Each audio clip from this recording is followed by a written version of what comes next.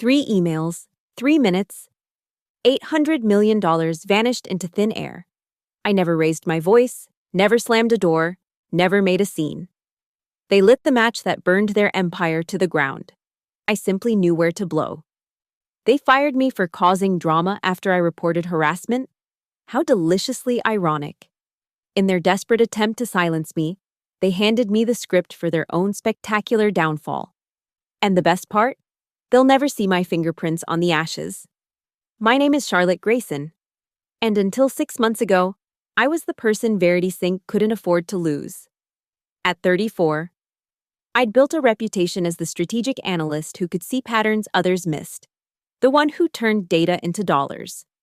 From my corner office in Red Hill, Colorado, I'd orchestrated deals that pushed our SaaS startup from a modest valuation to a staggering $920 million. The board called me indispensable. My colleagues whispered I had a sixth sense for market movements. Even our competitors tried to poach me quarterly. Verity Sync marketed itself as the future of enterprise software, sleek interfaces, AI-driven analytics, and a corporate culture that supposedly championed innovation and inclusivity. Our website featured diverse faces and progressive values. The reality? A boys' club wrapped in Silicon Valley rhetoric, where power concentrated in the hands of a few untouchable executives who'd been there since the founding days. The most untouchable of all was Trent Wallace, our director of strategy. Silver-haired at 45, with the kind of square jaw and easy charm that opened doors and closed deals. Trent had the CEO's ear and 3 board members in his pocket. He collected protégés like trophies, all young men who mirrored his aggressive style and questionable ethics. In meetings, he dominated conversations with war metaphors and sports analogies, turning every discussion into a testosterone-fueled competition. I'd managed to navigate this landscape for 5 years by being exceptional at my job. My analyses were bulletproof, my predictions eerily accurate. When I spoke in board meetings, even Trent listened. Or at least, he pretended to. I see now that my competence was tolerated only as long as I stayed in my lane, crunching numbers, not challenging culture. The whispers about Trent were always there, floating through the office like background noise. The assistant who suddenly transferred departments, the contractor whose project ended abruptly after a company retreat. But whispers don't hold up in HR meetings, and the women who might have spoken up had mortgages, student loans, and healthcare tied to their employment. Our HR director, Leanne Bradbury, perfected the art of corporate doublespeak. She hosted monthly dignity and respect workshops while simultaneously protecting the very people who violated those principles. Her office walls displayed certificates in conflict resolution and workplace ethics. Bitter irony for anyone who'd tried to report real problems. I thought I was safe. I thought my track record, my value to the company, my careful professionalism would shield me. How naive. In this gleaming tower of glass and steel, where we sold software promising transparency and accountability, I was about to learn that some truths were too expensive to acknowledge, and that speaking them would cost me everything. The Seattle trip in March was supposed to be routine, a 3-day conference where Verity Sync would showcase our latest platform updates to potential enterprise clients. I'd prepared meticulously, as always, armed with projections that demonstrated a 47% efficiency gain for companies switching to our system. Trent insisted on joining at the last minute, claiming the board wanted senior strategic presence at such a crucial event. The first day went smoothly.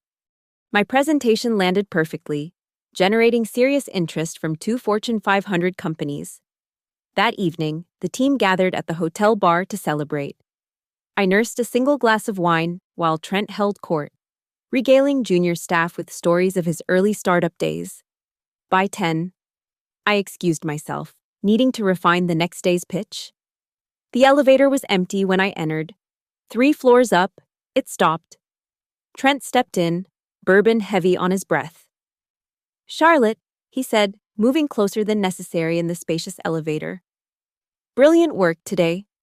You know, I've always admired your analytical skills." His hand found my waist, not a casual touch, but a deliberate, possessive grip. "We make a great team," he continued, fingers pressing through my blazer. "Could make an even better one if you'd loosen up a little." I stepped away, my back hitting the elevator wall. "Please don't touch me, Trent."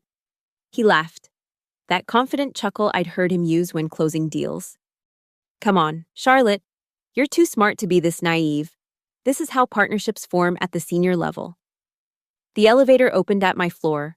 I fled, his words following me. "Think about your future here, Charlotte. I'm trying to help you." I didn't sleep that night. The next morning, I found an email from his personal account. "Let's discuss your career trajectory over dinner. Just the two of us. I have a suite we could use for a more private strategic session." The implications made my stomach turn. I forwarded everything to HR immediately upon returning to Denver, including the security footage I'd requested from the hotel. Leanne Bradbury scheduled a meeting for that Friday. I walked in, hopeful, believing the evidence would speak for itself. "Charlotte," Leanne began, her voice dripping with practiced concern. "I understand you had an uncomfortable interaction with Trent in Seattle." She'd already minimized it, not harassment, but an uncomfortable interaction. "He touched me inappropriately and propositioned me," I stated clearly. "I have the email and the security footage." Leanne's smile never wavered. "I've reviewed the materials. What I see is a senior executive expressing interest in mentoring a high-potential employee. Perhaps his communication style was more traditional than you're accustomed to." "Traditional?" I couldn't hide my disbelief. He grabbed my waist.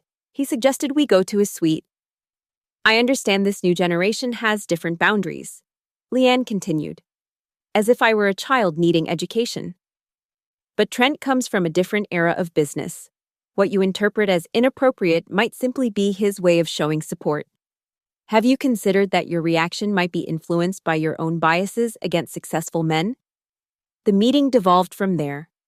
Leanne suggested I attend a workshop on navigating male-dominated industries and recommended I adjust my communication style to avoid sending mixed signals. When I insisted on filing a formal complaint, she warned about the career implications of being seen as someone who creates problems rather than solves them. I filed the complaint anyway. Within days, my access to key analytic systems became temporarily restricted due to maintenance. Meeting invitations stopped arriving. Projects I'd led for years were quietly reassigned. In hallways, conversations halted when I approached. Trent, meanwhile, continued as if nothing had happened, even joking in a leadership meeting about some people's inability to understand professional mentorship. The investigation concluded after 3 weeks with a finding of no policy violation.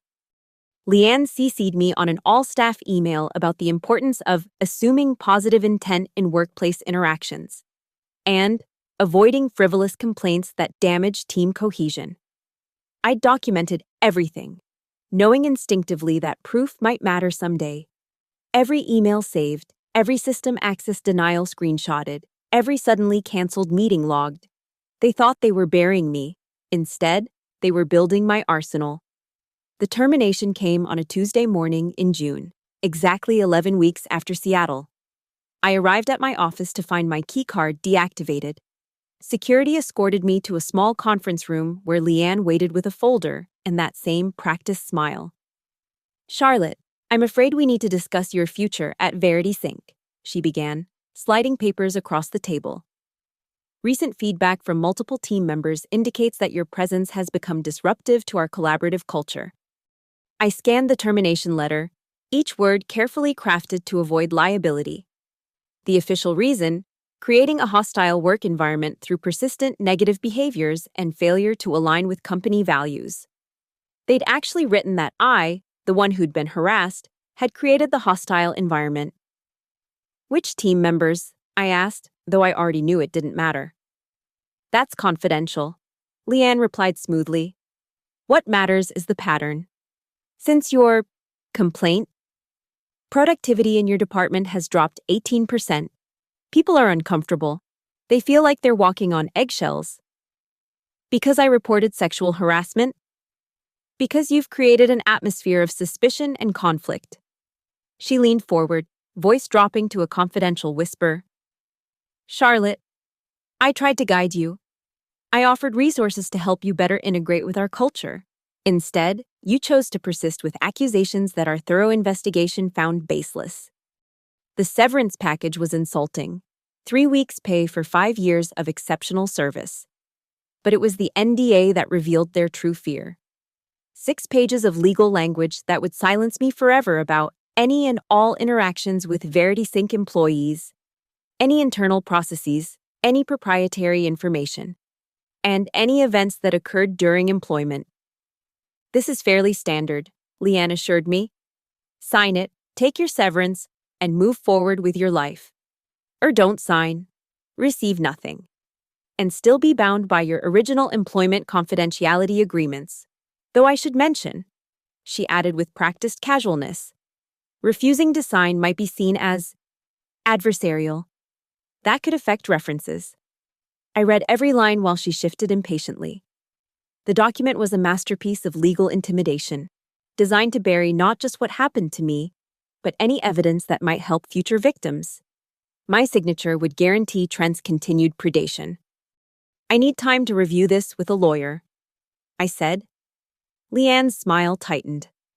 Of course, you have until end of business today. After that, the offer is withdrawn.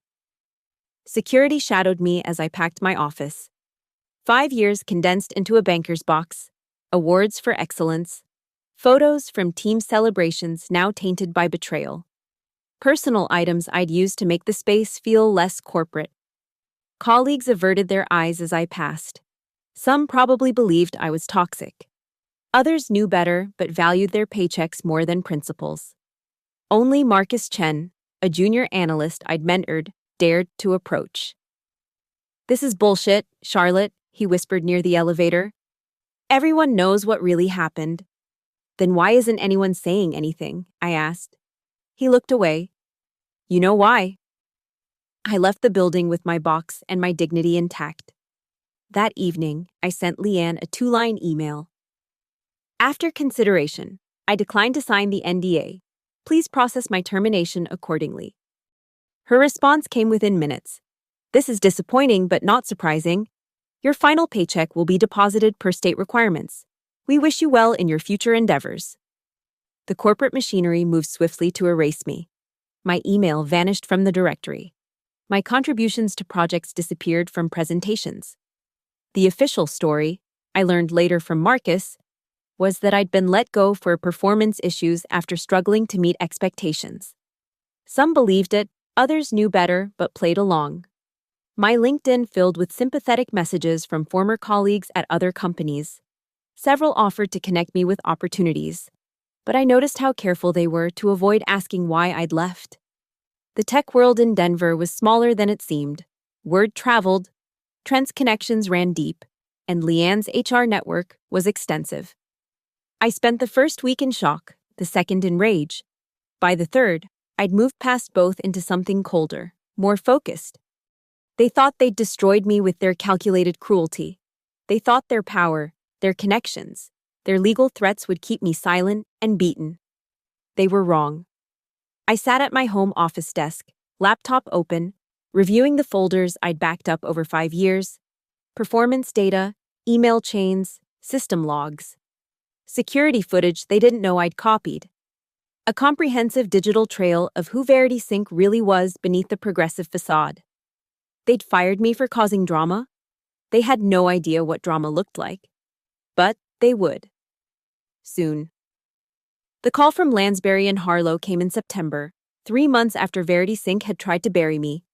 I'd been selective about my job search, turning down offers from companies that felt too similar to what I'd left behind. But when Elena Rodriguez, Senior Vice President of Strategic Investments, reached out personally, something clicked. Charlotte, your analytical work on the Meridian acquisition is still taught in our training programs, she said during our first conversation. We need someone with your ability to see through corporate facades, interested in consulting on a major software procurement. I joined as an independent strategic consultant, carefully omitting VeritySync from my recent history. It wasn't deception. My NDA refusal meant I was legally free to work anywhere. I simply chose not to volunteer information that wasn't requested. My reputation from earlier roles spoke for itself. The universe has a sense of humor. My first major assignment involved evaluating enterprise software solutions for Lansbury and Harlow's global operations. A potential $800 million commitment over 5 years. Verity Sync was one of 3 finalists. I kept my face neutral when Elena announced it during our strategy meeting. Verity Sync has impressive metrics, she said, sliding their proposal across the conference table. Their platform promises 47% efficiency gains. That number, my number, from my analysis, crafted before they decided I was disposable, I smiled. I'd like to take point on the deep dive evaluation, if that's acceptable. That's why we hired you, Eleanor replied. We need someone who can look beyond the marketing and tell us what's really there. Over the following weeks, I immersed myself in Verity Sync's submission. Every claim, every projection, every carefully worded promise. I knew them all because I'd helped create them. But now, with distance and clarity, I saw what I'd been too close to notice before: the gaps, the inflations, the careful omissions. Their user retention rates, for instance, presented as 92%. But I knew that number included trial users who'd never converted to paid accounts. The real retention rate was closer to 71%. Still respectable, but not the industry-leading figure they claimed. The security infrastructure they boasted about? I remembered the 3 separate breaches in my tenure, each hushed up with NDAs and settlements.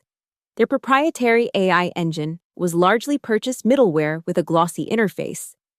The efficiency gains they promised relied on perfect implementation conditions that I'd never seen achieved in any real-world deployment. But it was their governance documentation that revealed the most. Buried in subsection 47B of their compliance reports, I found what I'd suspected: a pattern of sealed settlements, all involving workplace disputes. All concluded with ironclad confidentiality agreements. They'd paid out $3.2 million in the last 18 months alone. I compiled everything into a preliminary risk assessment, careful to base every observation on publicly available data or information provided in their proposal. No insider knowledge, nothing that could be traced back to my time there. Just the thorough analysis Lansbury and Harlow was paying me to provide. There are concerning patterns here, I told Elena during our review meeting. The surface metrics are impressive, but the underlying indicators suggest instability. High executive turnover in key departments, unusual spikes in legal expenses, technology claims that don't align with their patent filings. Elena studied my report, her expression sharpening. You're recommending we look elsewhere? I'm recommending extreme due diligence if you proceed. I replied carefully. This is a company that excels at perception management. The question is whether you want to commit $800 million based on perception or reality. She gave me a long look. You seem very certain about this assessment. I'm certain about the data, I said simply. It tells a story if you know how to read it. That night, I sat in my home office, staring at the files I'd saved. The real smoking guns weren't in Verity Sync's public filings. They were in my private archive. Email chains where Trent explicitly discussed manipulating performance metrics. System logs showing unauthorized access to client data. The security footage from Seattle they thought had been deleted. I'd been content to let my professional analysis do the talking. But then Marcus texted me. Thought you should know. They just promoted Trent to executive vice president. Leanne got a raise too. They're using your strategic framework for the L&H pitch. My strategic framework, my work, being used to secure a deal that would validate everyone who'd conspired to destroy me. They'd taken my silence for defeat, my professionalism for weakness. I opened a new encrypted folder on my laptop and began organizing. 3 categories, 3 emails that would need to be sent, 3 truths they'd paid lawyers to bury but couldn't actually erase. They wanted to play with perception. I'd show them reality. The decision to send the emails required no soul searching. They'd made their choice when they protected a predator and punished his victim. I spent a week crafting each message with surgical precision, using anonymizing tools I'd learned about during my cybersecurity certification. Knowledge VeritySync had paid for, ironically. The first email went to Lansbury and Harlow's legal compliance department at 8:47 a.m. on a Thursday. Subject line: Regulatory concerns regarding VeritySync disclosure obligations. I attached 7 documents, the email chains discussing the suppression of workplace harassment claims, the NDA templates designed to circumvent SEC reporting requirements, and a detailed timeline showing how VeritySync had structured settlements to avoid triggering mandatory disclosures. Every major corporation feared SEC violations. I'd just handed them evidence that their potential partner was playing fast and loose with federal regulations. The second email reached the risk analysis team at 8:51 a.m. Subject line: Data integrity issues in VeritySync performance metrics. This one was my masterpiece, a comprehensive breakdown of how they'd manipulated their numbers. Screenshots of internal dashboards showing real performance versus reported performance. Code snippets revealing how they'd adjusted algorithms to inflate user engagement statistics. A particularly damning email where Trent explicitly instructed the development team to make the numbers tell the story we need. I included my own analysis showing that actual platform performance was 34% below advertised claims. The third email arrived in the Strategic Partnerships inbox at 8:54 a.m. Subject line: Security vulnerabilities and unauthorized system access. Here, I provided system logs showing 12 separate instances where administrator privileges had been used to access and modify client data without authorization. Timestamps, user IDs, detailed activity reports. The kind of violations that didn't just risk contracts, they destroyed trust permanently. I highlighted how these breaches coincided with major client negotiations, suggesting a pattern of corporate espionage against their own customers. Each email ended with the same postscript. This information is provided in the interest of due diligence, further documentation available upon request. I didn't threaten. I didn't editorialize. I let the evidence speak. Then I waited. Elena called me that afternoon. "Charlotte, we need to discuss the VeritySync evaluation. Can you come in immediately?" The Lansbury and Harlow executive conference room was fuller than I'd expected. Legal counsel, risk management, senior partners. Elena gestured me to a seat, her expression unreadable. "We received some concerning information this morning," she began carefully. "Anonymous sources, but the documentation appears legitimate. Given your analysis already raised red flags, we need your honest assessment. Is there anything about VeritySync that would make them an unacceptable partner?" I met her gaze steadily. "Based on my evaluation of publicly available information and their proposal materials, I have significant concerns about their corporate governance, data integrity, and security practices. The pattern suggests deeper issues than typical startup growing pains." The legal counsel leaned forward. "If these anonymous allegations prove true, we're looking at potential criminal liability for any partnership. SEC violations alone could trigger federal investigation." "What do you recommend?" Elena asked me directly. "I recommend you protect Lansbury and Harlow's interests," I replied.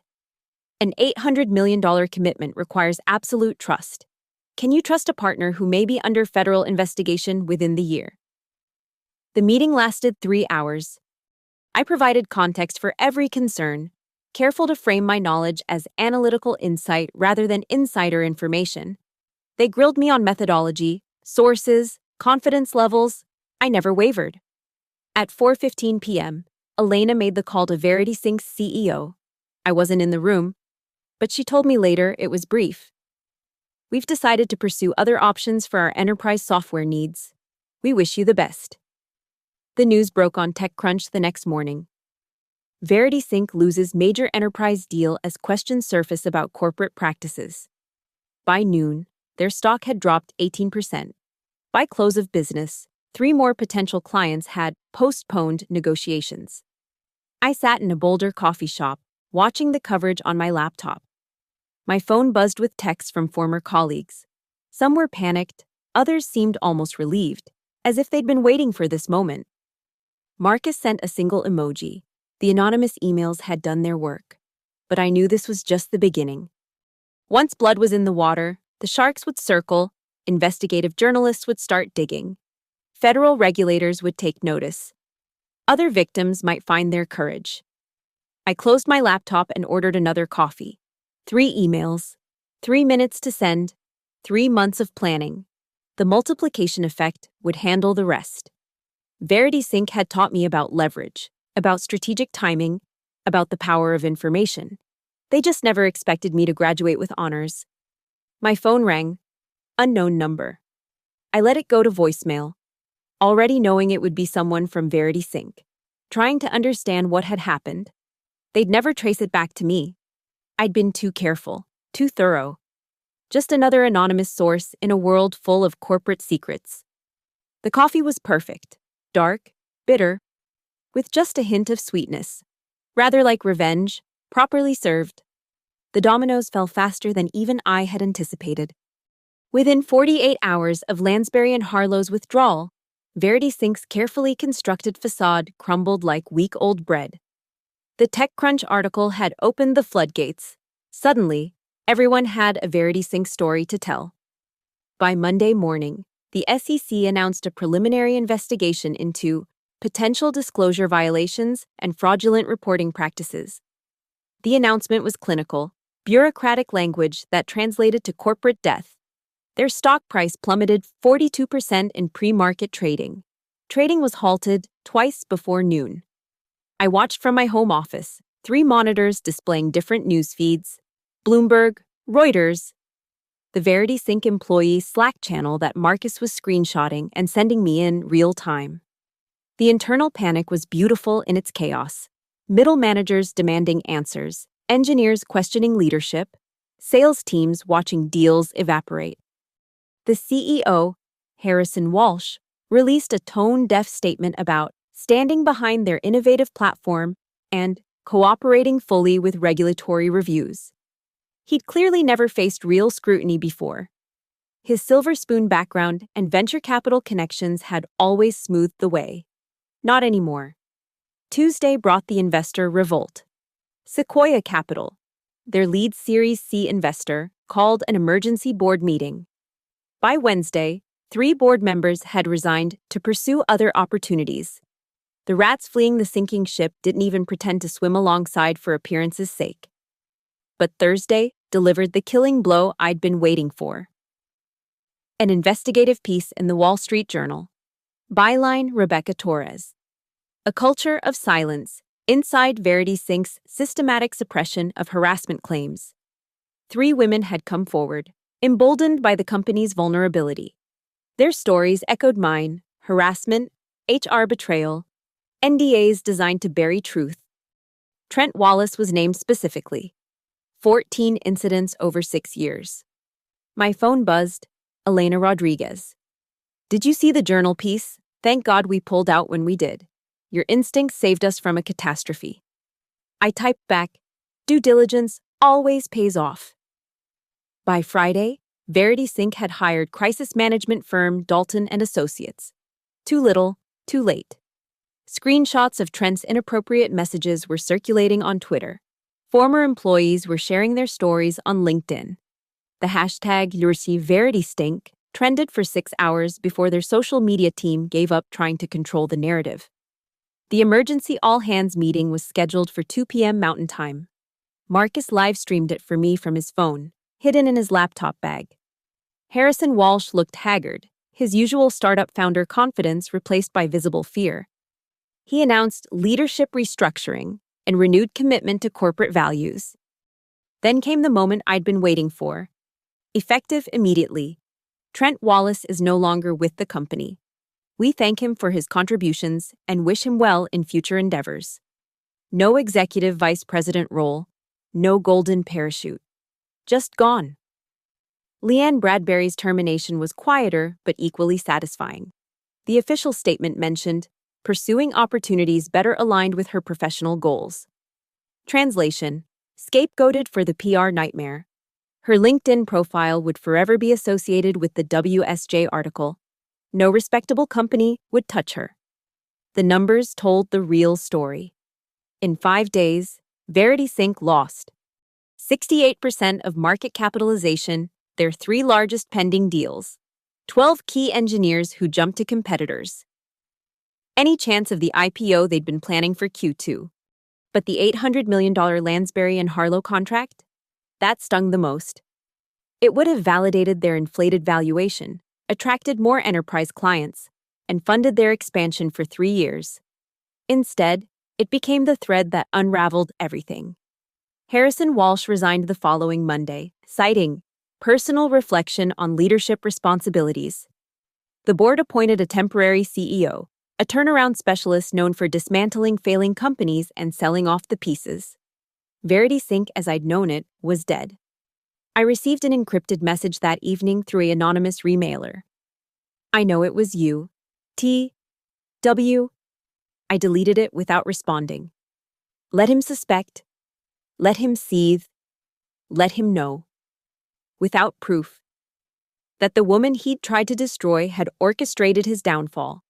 His certainty would eat at him like acid, and he could do absolutely nothing about it. Marcus texted me Friday night. They're offering voluntary severance packages. I'm taking it. This place is done. Thanks for the warning shot. What warning shot? I replied. Right. Of course. Hey, some of us are getting drinks tomorrow to celebrate. Commiserate. You around? I have plans, I typed, but enjoy. New beginnings deserve toasts. My plan was simple. A solo hike in Rocky Mountain National Park, clean air, clear views, and silence. No emails, no news feeds, no vindication seeking. The mountain didn't care about corporate drama or justice served. It simply stood, immovable and eternal, while human ambitions rose and fell at its base. Verity Sync would limp along for maybe 6 more months before being acquired for parts by a competitor. The technology had value, even if the culture was poison. Some innocent employees would suffer. Collateral damage I regretted but couldn't prevent. They'd land on their feet. The good ones always did. As for the guilty, they'd been marked publicly and permanently. The internet never forgets. 6 months later, I walked past the Verity Sync building on a crisp December morning. The logo had been removed from the facade, leaving ghost letters on the granite. A small for-lease sign hung in the lobby window. The parking garage that once overflowed with Teslas and BMWs stood nearly empty. I wasn't there to gloat. Elena Rodriguez had asked me to evaluate potential office space for Lansbury and Harlow's new Denver tech initiative. The irony wasn't lost on either of us when this address appeared on the list. Charlotte Grayson? A voice behind me, uncertain but familiar. I turned to find Marcus standing with a cardboard box, clearly cleaning out the last of his belongings. He looked healthier than when I'd last seen him. The toxic workplace stress no longer etched into his features. Hey Marcus, moving on? Started at Tableau last month, he said, shifting the box. Better culture. Actual HR policies, basics. He paused, studying me. You look good. Consulting suits you. It does. We stood in awkward silence, the weight of unspoken knowledge between us. Finally, he said, a lot of people got second chances because of what happened. Women who'd been silenced finally spoke up at other companies. Investors started actually doing due diligence on culture, not just cap tables. Markets self-correct, I replied neutrally. Eventually. He smiled, a knowing expression. Right, self-correction, totally organic. He glanced at the empty building. You know Trent's selling real estate in Florida now? Commercial only. Apparently, no tech company will touch him. Consequences tend to follow patterns. And Leanne's teaching corporate communication at a community college in Nebraska. Quite a career pivot. I said nothing. There was nothing to say. Marcus adjusted his box. Well, I should go. But Charlotte, thanks. For everything you did, and everything you didn't do, if that makes sense. Take care, Marcus. I watched him drive away, then turned back to the building. Through the lobby windows, I could see the reception desk where I'd badged in thousands of times, believing I was building something meaningful. The elevator banks that had witnessed Trent's wandering hands, the invisible scars of a culture that consumed its own. My phone buzzed. A LinkedIn notification. Another tech company wanting to discuss strategic consulting. My reputation had evolved in interesting ways. Officially, I was the analyst with uncanny instincts who'd saved Lansbury and Harlow from a catastrophic partnership. Unofficially, whispered in certain circles, I was something more. The woman who'd brought down Verity Sync with 3 anonymous emails. They were wrong, of course. I hadn't brought down anything. They'd demolished themselves through arrogance, corruption, and the belief that power meant impunity. I'd simply provided the information that allowed their own actions to find consequences. The beauty of truth is that it doesn't require authorship to destroy lies. I drafted a simple response to the LinkedIn inquiry. I'd be happy to discuss your strategic needs. My specialty is comprehensive risk assessment and institutional integrity analysis. Translation: I help companies avoid becoming the next Verity Sync. Or, for those too far gone, I help the market recognize what they really are. The coffee shop across the street, the one where Verity Sync employees used to hold informal meetings, had survived the corporate exodus. I ordered my usual and sat by the window, laptop open, working on my next project. The barista, recognizing me, brought over an extra shot of espresso. On the house, she said quietly. We all knew what kind of place that was. Good riddance. I raised the cup slightly in acknowledgement. The laptop screen showed my latest analysis. Another unicorn startup with suspicious metrics and NDAs multiplying like cancer cells. The work never ended. For every Verity Sync that fell, 3 more rose with the same toxic DNA, the same predatory leadership, the same HR departments designed to protect power rather than people. But now I knew they all had vulnerabilities. They all created evidence. They all believed their own myths until someone held up a mirror made of data and documentation. I thought about Charlotte Grayson from 18 months ago, brilliant but naive, believing excellence provided protection, thinking HR existed to ensure fairness. That woman had needed to die for this one to be born. Trent Wallace and Leanne Bradbury had been unwitting midwives to my transformation. They'd fired me for causing drama. They'd been right. In a way, I had caused drama, just not the kind they'd accused me of. I'd written them a tragedy in 3 acts, performed via email, with a $800 million finale. The afternoon sun slanted through the window, illuminating dust motes that danced like the ghosts of destroyed careers. I closed my laptop, finished my coffee, and prepared to leave. One last glance at the empty Verity Sync building, then forward into a future where my silence had become more powerful than any words I could have spoken. Drama? They'd never seen real drama until they'd created their own antagonist. And the beautiful truth? They'd never even see the final curtain fall. Thank you for listening to this story. I'd love to know where you're listening from. Please share in the comments below so we can connect. Don't forget to subscribe to the channel and let me know your thoughts on Charlotte's journey. What would you have done in her position?